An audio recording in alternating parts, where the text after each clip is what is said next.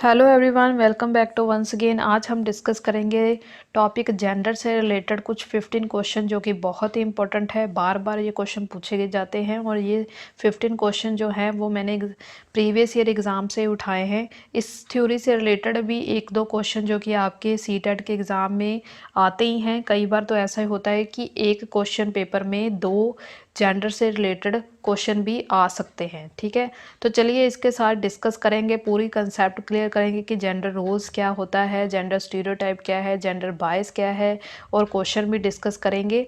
तो अब तक के जितने भी पुराने स्टूडेंट हैं जिन्होंने चैनल को सब्सक्राइब नहीं किया है, प्लीज़ जरूर चैनल को सब्सक्राइब कर लीजिए, और जो न्यू स्टूडेंट्स वीडियो वॉच कर रहे हैं वो भी चैनल को जरूर सब्सक्राइब कर लीजिए ताकि जो इससे रिलेटेड आपको नोटिफिकेशन टाइम पर मिलता रहे। तो चलिए डिस्कस करते हैं। सबसे पहले क्वेश्चन है, widely held beliefs that typified characteristics deemed appropriate for different sexes in the society are refer to us. क्या बताया गया है, क्या है कि समाज में विभिन्न लिंगों के लिए उपयुक्त मानी जाने वाली पारंपरिक विशेषताओं के बारे में उन सामान्य की अवधारणा को क्या कहा जाता है।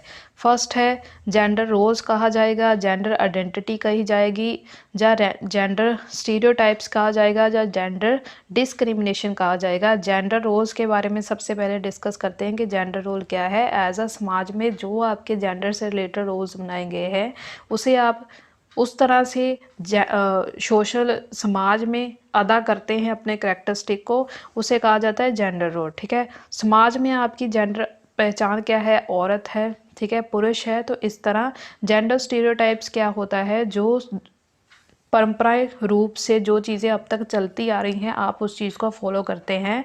जैसे कि फॉर एग्जांपल मैं आपको बता दूं कि लड़की शादी के बाद लड़के के घर जाती है, वो ऐसा क्यों करती है, ये एक जेंडर स्टीरियोटाइप है। क्यों? क्योंकि समाज द्वारा जो नियम कायदे बनाए गए हैं उस चीज़ को फॉलो करना रूढ़िवादी सोच है।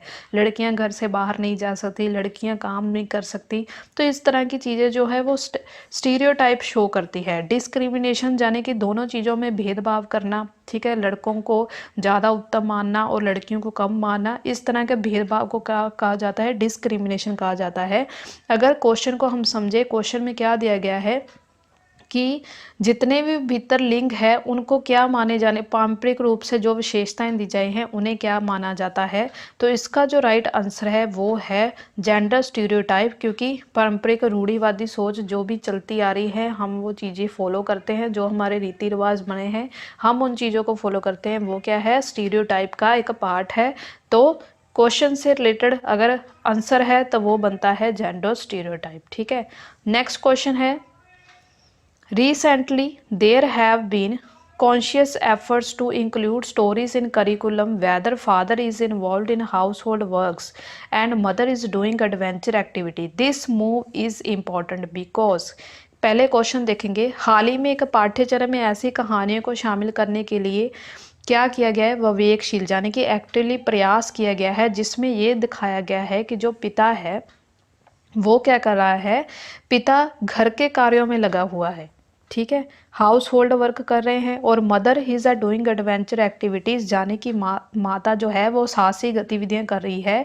ये कदम किसके लिए महत्वपूर्ण है, क्वेश्चन ये है। अब देखें इनका ऑप्शन में क्या दिया गया है, क्या शो किया गया है, it aims to eliminate gender stereotyping show की गई है कि ये जेंडर रूढ़िवादिता को समाप्त कर सकता है। सेकंड है, it aims to encourage gender constancy, ये जेंडर स्थिरता को प्रोत्साहित करता है। थर्ड है, it aims to increase gender discrimination, भेदभाव को बढ़ाता है। और फोर्थ है, it aims to strength gender bias, ये जेंडर पक्षपात को अक्षित है। अगर ये देखें ओवरऑल क्वेश्चन, नॉर्मली ये देखा जाता है कि जो औरतें हैं वो घर का काम करती हैं और जो मर्द है वो बाहर का काम करते हैं, बट स्टेटमेंट में क्या दिया गया है, एक पिता घर का काम कर रहे हैं और जो मदर है वो बाहर का काम यानी कि कुछ एडवेंचर एक्टिविटीज़ करती है। तो इसका जो राइट आंसर है वो है फर्स्ट, ये क्या कर रहे हैं, ये स्टेरियोटाइप को ख़त्म कर रहे हैं, एलिमिनेट कर रहे हैं, यानी कि यहाँ पर रूढ़िवादिता को ख़त्म किया गया है। ठीक है, तो इस तरह आपको क्वेश्चन की स्टेटमेंट को ध्यान से देखना है और फिर उसके बाद जो कि है आंसर इसमें ईजिली आप फाइंड कर सकते हैं। ठीक है, नेक्स्ट क्वेश्चन की बात कर लेते हैं। Feature assigned due to social roles and not due to biological environment are called, क्या दिया गया है, समाजी भूमिकाओं के कारण ना कि जीव वैज्ञानिक संपत्ति के कारण सौंपी गई विशेषताएं डैश कहलाती है। ठीक है, बायोलॉजिकल पूछा गया है। ठीक है, तो इसका आंसर क्या होगा, फर्स्ट हम पहले ये डिस्कस कर ऑप्शन देख लेते हैं। फर्स्ट है जेंडर रोल एटीट्यूड्स है, यानी कि जो जेंडर रोल की भूमिकाएं हैं उसे अदा करना। जेंडर रोल स्टर्न है, यानी कि जेंडर भूमिका पर दबाव डालना। जेंडर रोल स्टीरियोटाइप है, ठीक है, रूढ़िवादिता को शो किया गया है। जब 4 है जेंडर रोल डायग्नोसिटी है। तो इसमें क्या दिया गया है, सोशल रोल्स दिए गए हैं। मैंने अभी आपको बताया समाज में हम एज अ बायोलॉजिकल जो भी चीज़ें हमारे में विशेषता पाई गई है, जैसे बॉय है तो बॉय क्या करेगा, बाइक चलाएगा, घर के काम नहीं करेगा, वो बाहर का काम करेगा। और जो गर्ल है वो घर का काम करेगी, ठीक है, वो बाइक वगैरह नहीं चला सकती। तो इस तरह की चीज़ें क्या करती हैं, एक स्टीरियोटाइप चीज़ को पैदा करती है। तो इसका जो राइट आंसर है वो जेंडर रोल स्टीरियोटाइप है। सोशल रोल्स क्या है, समाज में एज अ लड़का आपका क्या रोल है और एज अ आपकी लड़की क्या रोल है। बायोलॉजी का अगर देखें तो वो एक जेंडर रोल स्टीरियोटाइप को अदा करती है। ठीक है, तो ये इसका राइट आंसर हुआ। नेक्स्ट क्वेश्चन के बारे में बात कर लेते हैं। नेक्स्ट क्वेश्चन है जेंडर बायस रेफर्स, क्या करता है। जेंडर बायस क्या है, सबसे पहले ये बता दूं, जेंडर बायस वो होता है जब आप एक ही तरफ झुका देते हैं, यानी कि बॉयज़ और गर्ल्स में से आप एक ही तरफ कहें कि नहीं बॉयज़ अच्छे ठीक होते हैं, ठीक है, गर्ल्स से ज़्यादा। तो ये होता है जेंडर बायस, एक तरफ झुक जाना। ठीक है, तो देखते हैं ऑप्शंस। फर्स्ट है acknowledgement of differences between boys and girls due to their physiology. Second है differential treatment of boys and girls based on expectations due to culture attitude, यानी कि दोनों के बीच का अंतर देखना और उनसे जो भी एक्सपेक्टेशन की जाती है बॉयज़ से एज अ कल्चर, जो एक्सपेक्टेशन होगी बॉयज़ गर्ल्स से जो एक्सपेक्टेशन होगी उसे ध्यान में रखना। थर्ड है genetic differences that exist between boys and girls, दोनों के बीच में अंतर ख़त्म करना। और फोर्थ है perception of self as relatively feminine and masculine in characteristics. तो इसका जो अगर हम देखें जेंडर बायस के बारे में मैंने आपको बता दिया, तो इसका जो राइट आंसर है वो है सेकंड। दोनों में ये देखना कि एज अ कल्चर एटीट्यूड्स में दोनों में से कौन सी एक्सपेक्टेशन की जा सकती है, यानी कि बॉयज़ से क्या किया जा सकती है, यानी कि गर्ल्स से क्या किया जा सकता है। तो ये चीज़ें जेंडर बायस को जो कि है पैदा करती हैं। नेक्स्ट क्वेश्चन है fifth question, an effective classroom strategy to reduce gender stereotyping and boarding development possibilities for all sexes. क्या दिया गया है, कक्षा में सभी लिंग के जेंडर रूढ़िवादिता को हमने कम करना है। क्या करना है, रिड्यूस करना है। किसे करना है, जेंडर स्टीरियोटाइपिंग को। तो क्या करना है, रूढ़िवादिता को कम करने और विकास के विस्तार की संभावना को बढ़ाने के लिए प्रभावशाली तरीका कौन सा है, ये चीज़ पूछी गई है। अगर ये चीज़ें हो इसमें, तो फर्स्ट है to ignore and dismiss biological differences among the sexes, यानी कि लिंगों के जैविक अंतरों की अपेक्षा करना और उन्हें अस्वीकार करना। सेकंड है किस तरह क्लास में, मतलब आप जेंडर स्टीरियोटाइप को किस तरह रिड्यूस कर सकते हैं, इस तरह की डेवलपमेंट कैसे कर सकते हैं अलग अलग सेक्स के अकॉर्डिंग, यानी कि बॉयज़ एंड गर्ल्स को दोनों में ध्यान में रख के। क्वेश्चन का मेन मतलब ये है। अगर सेकंड पॉइंट की बात करें, क्या समाज में जो लिंग भूमिकाएं दी गई हैं उन्हें प्रबल करना, ठीक है, उन पर रीइंफोर्स करना जेंडर रोल्स को। थर्ड है फॉर्मिंग सेम सेक्सबिलिटी ग्रुपिंग्स, यानी कि एक ही लिंग में योग्यता का समूह बना देना। ठीक है, कि बॉयज़ जो है वो एक ग्रुप में बैठ जाएं और गर्ल्स जो है वो एक ग्रुप में बैठ जाएं, सेम सेक्सबिलिटी के ग्रुप बना देना। जब फोर्थ है forming mixed sex activity groups and promote to discussion, क्रियाकलाप के लिए मिश्रित लिंग समूह बनाना और विचार विश्राम को प्रोत्साहित करना। देखो क्या करना है, क्लासरूम में हमने जेंडर स्टीरियोटाइप को रिड्यूस यानी कि कम करना है। उसके लिए अगर देखें तो इसका राइट आंसर है वो है फोर्थ। क्यों? क्योंकि यहाँ पर मिक्स्ड सेक्स एक्टिविटी ग्रुप है, लड़के और लड़कियों को अलग नहीं बिठाया गया, मिक्स्ड बिठाया गया है, और उसके बाद उनके साथ कोई भी किसी चीज़ से रिलेटेड डिस्कशन किया जाए। तो इस तरह की चीज़ें हम करेंगे तो जेंडर स्टीरियोटाइप जो कि है क्लासरूम में ख़त्म हो जाएगी। ठीक है, इग्नोर हम कर नहीं सकते इस चीज़ को, एक तरफ झुका दे नहीं सकते। ठीक है, अलग अलग सेम सेक्स के हम ग्रुप बनाकर बच्चों को पढ़ा नहीं सकते। इस तरह जेंडर स्टीरियोटाइप जो कि क्लासरूम में ख़त्म नहीं होगा।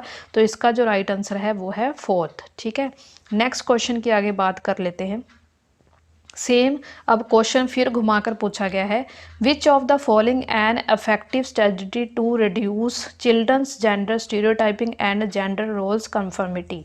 क्या दिया गया है कि क्लास में एक इस तरह की स्ट्रेटजी बनाना जिससे क्या है बच्चों के बीच में जेंडर स्टीरियोटाइप को रिड्यूस किया जाए, कम किया जाए।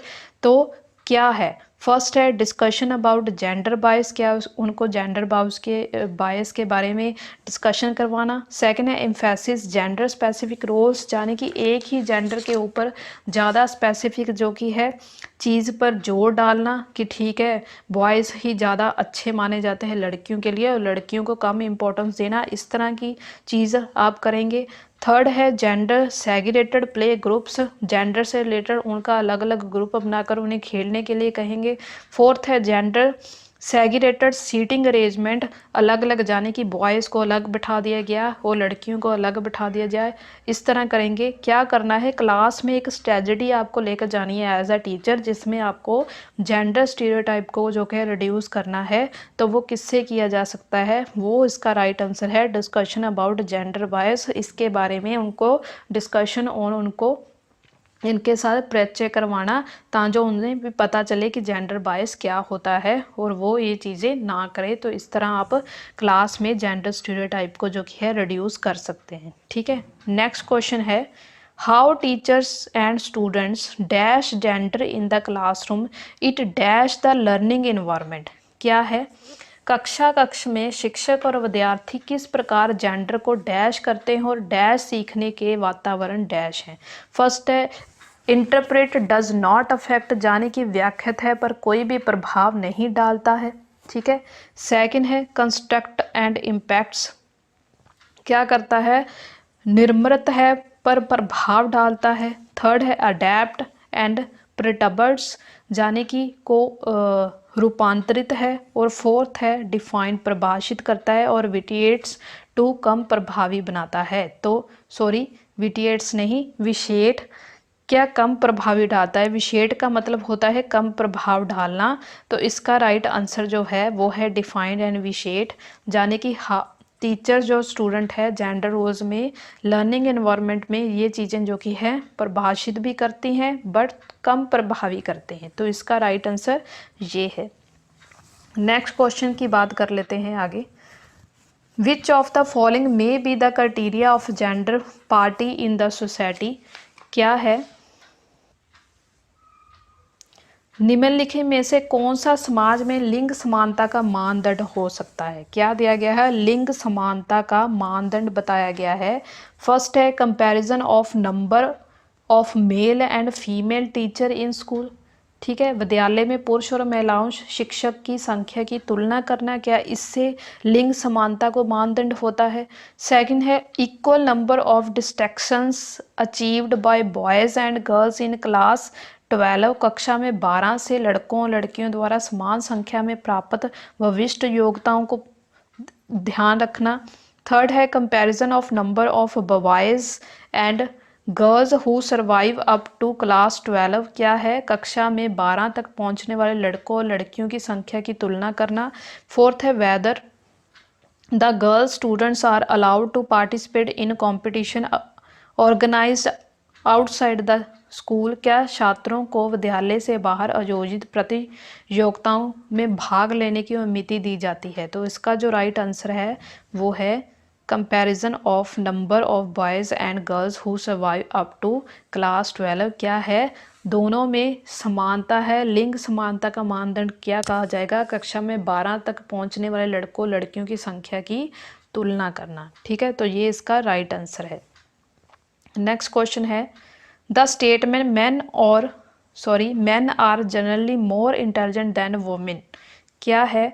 स्टेटमेंट ये बताती है जो पुरुष हैं वो औरतों से ज़्यादा इंटेलिजेंट है। क्या है? फर्स्ट है इज़ ट्रू है, मे बी ट्रू है, शो जेंडर बायस है, is true for the different domains of intelligence. क्या है? तो इसका राइट आंसर है ये शो कर रहा है जेंडर बायस, एक तरफ जुगाड़ डाल रहा है कि जो पुरुष हैं वो वोमेन से यानी कि औरतों से ज़्यादा इंटेलिजेंट होते हैं। ये क्या शो कर रहा है? ये एक जेंडर बायस शो कर रहा है। तो ये इसका राइट आंसर है। ठीक है, next question, gender is an first है biological entity, physiologically construct, innate quality, social construct. क्या है जेंडर? तो इसका जो राइट आंसर है वो है फोर्थ, ये एक सोशल कंस्ट्रक्ट है कि जो जेंडर है, लिंग है, वो एक समाज की तरह बनाया गया है कि एज अ लिंग अगर बॉयज़ हैं तो आपके क्या कर्तव्य है, आप कौन सा काम करेंगे, और अगर आप गर्ल्स हैं तो वो आप क्या करेंगे। ये एक सोशल कंस्ट्रक्ट है, समाज द्वारा ये चीज़ें बनाई गई हैं। ठीक है, नेक्स्ट क्वेश्चन की बात कर लेते हैं। Several research studies show that teachers have more overall attraction with boys than girls. क्या कह रहा है क्वेश्चन में? काफ़ी सारे स्टडीज़ के बारे ये शो होता है कि जो टीचर है वो ज़्यादातर अपना ध्यान जो है वो बॉयज़ के ऊपर देते हैं, गर्ल्स के और इतना नहीं देते। ठीक है, गर्ल्स से ज़्यादा बॉयज़ पर देते हैं। What is the correct explanation for this? First है boys have much more academic capabilities than girls, यानी कि बॉयज़ जो है वो गर्ल्स से ज़्यादा पढ़ सकते हैं। सेकंड है boys need more attention than girls, उन्हें ज़्यादा ज़रूरत होती है, यानी कि बॉयज़ को ज़्यादा ज़रूरत होती है उन पर ध्यान देना गर्ल्स की बजाय।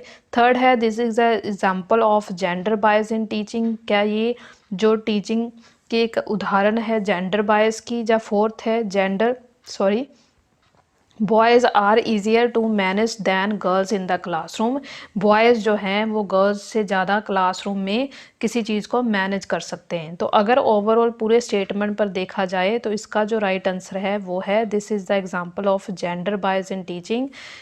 किसी भी क्लास में अगर टीचर है वो ज़्यादा बॉयज़ को अटेंशन देता है गर्ल्स से ज़्यादा, तो वो क्या शो कर रहा है? वो जेंडर बायस टीचिंग कर रहा है। ठीक है, तो क्या मैंने पहले भी बताया कि जेंडर बायस क्या है? किसी एक चीज़ के ऊपर झुक जाना, किसी एक चीज़ को ज़्यादा इंपॉर्टेंस देनी दूसरी चीज़ से ज़्यादा। ठीक है, उसे कहते हैं जेंडर बायस, जैसे यहाँ पर आपको इस चीज़ में क्लियर हो ही चुका है। ठीक है, क्वेश्चन में।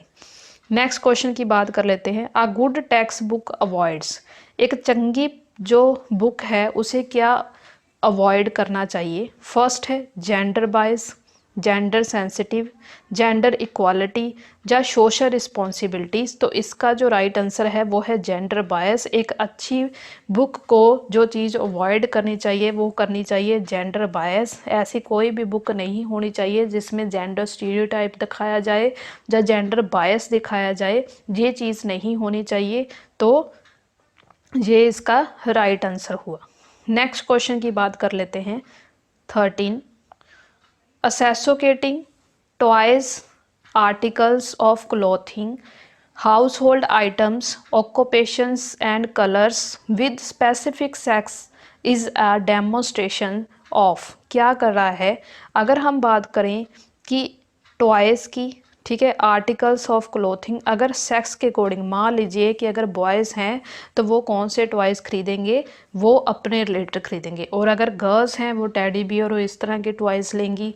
ठीक है, क्लोथिंग की बात करें तो लड़कियां हैं वो अपनी लड़कियां वाले कपड़े पहनेंगी और जो लड़के हैं वो अपने लड़कों वाले कपड़े पहनेंगे। हाउस होल्ड आइटम्स की बात करें तो लड़के जो है जो उनसे रिलेटेड आइटम्स है हाउस होल्ड वो वाली चीज़ें लेंगे, और लड़कियां हैं वो इस तरह की चीज़ें लेंगे जैसे किचन वगैरह। और ऑक्यूपेशंस की बात करें, लड़के जो है वो इंजीनियर बनेंगे और लड़कियां जो है वो टीचर्स बनेंगी। कलर्स की बात करें तो ये जो स्पेसिफिक सेक्स की बात की गई है यानी कि बॉयज़ एंड गर्ल्स की, ये क्या है? फर्स्ट है इन्वॉल्व्ड जेंडर आइडेंटिटी है क्या, इससे जेंडर की पहचान होती है। सेकंड है ये जेंडर स्टीरियोटाइपिंग है। थर्ड है ये जेंडर थ्योरी है। और फोर्थ है ये जेंडर रेलेवेंस है। तो इसका जो राइट आंसर है ये क्या शो कर रहे हैं, ये जेंडर स्टीरियोटाइपिंग शो कर रहे हैं। मैंने आपको ये बताया पहले भी कि जेंडर स्टीरियोटाइपिंग क्या है, समाज द्वारा एज आ बॉयज़ आपका क्या रोल है, वो आप कैसे अदा करते हैं, वो जो रूढ़िवादी सोच शुरू से बनी आ रही है उस चीज़ों को फॉलो करना, ये क्या है, ये स्टीरियोटाइपिंग है। ठीक है, तो अब यहाँ से इस तरह के क्वेश्चन आएंगे जिसे आपको ध्यान से पढ़कर समझना है। नेक्स्ट क्वेश्चन की बात कर लेते हैं। Children acquire gender roles through all the following except. ठीक है, नॉट पूछा गया है, इसमें नेगेटिव पूछा गया है। इस चीज़ को छोड़कर, किस चीज़ को छोड़कर जेंडर रोल्स नहीं होता। ठीक है, बच्चे इक्वायर नहीं करते जेंडर रोल को। फर्स्ट है मीडिया को छोड़कर, सोशलाइजेशन को छोड़कर, थर्ड है कल्चर को छोड़कर, फोर्थ है ट्यूटरिंग को छोड़कर। तो इसका राइट आंसर जो है वो है फोर्थ, ट्यूटरिंग को छोड़कर।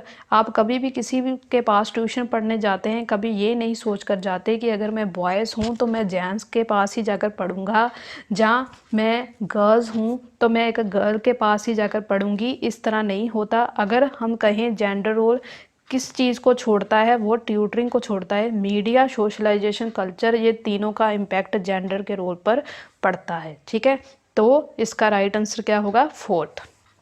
नेक्स्ट जो आज का लास्ट क्वेश्चन है, during classroom discussion a teacher often pays more attention to boys than girls. फिर घुमाकर क्वेश्चन पूछा गया। क्लासरूम के दौरान डिस्कशन कर रही है टीचर, और क्या कर रही है, वो ज़्यादा अटेंशन दे रही है किनके ऊपर, बॉयज़ के ऊपर ज़्यादा अटेंशन पे कर रही है दैन गर्ल्स, गर्ल्स से ज़्यादा, गर्ल्स से नालों, यानी कि गर्ल्स के अलावा। वो क्या एग्जाम्पल है, फर्स्ट है जेंडर बायस है, जेंडर आइडेंटिटी कर रही है, जेंडर रेलेवेंस कर रही है, जेंडर कॉन्स्टेंसी कर रही है। देखो जो ऑप्शंस थे वो ऊपर नीचे कर कर घुमाकर फिर पूछ लिया गया क्वेश्चन, तो वो क्या शो कर रही है, इसका जो राइट आंसर है वो जेंडर बायस कर रही है, क्योंकि एक तरफ झुका है, क्या कर रही है, वो बॉयज़ को ज़्यादा इंपॉर्टेंट दे रही है गर्ल्स से अलावा। ठीक है, यानी कि गर्ल्स के नालों। तो हम ये चीज़ कह सकते हैं, जब एक तरफ ज़्यादा झुका दिया जाए कि मैं कह दूं कि नहीं मैं तो क्लास फॉर एग्जांपल बॉयज़ को ही पढ़ाऊंगी और गर्ल्स की तरफ अटेंशन ना दूं, तो मैं क्लास में क्या कर रही हूं, मैं जेंडर बायस जो कि है चीज़ शो कर रही हूं। ठीक है, तो अब आपको इन क्वेश्चंस 15 क्वेश्चन से रिलेटेड आपको पता चल गया होगा कि किस तरह जेंडर से रिलेटेड क्वेश्चन आते हैं, ईजी हैं। ठीक है, इससे भी आप जो कि है 2 नंबर अपने पक्के कर सकते हैं। ठीक है, तो आज के टॉपिक पे हमने 15 क्वेश्चन जेंडर टॉपिक से रिलेटेड डिस्कस किए, जो कि बहुत ही इंपॉर्टेंट टॉपिक था। आई होप आपको वीडियो अच्छी लगी होगी। अगर आपको वीडियो अच्छी लगी, वीडियो को लाइक शेयर जरूर कीजिएगा और मुझे कमेंट्स कर जरूर बताया कीजिए कि 15 में से आपके कितने ठीक गए।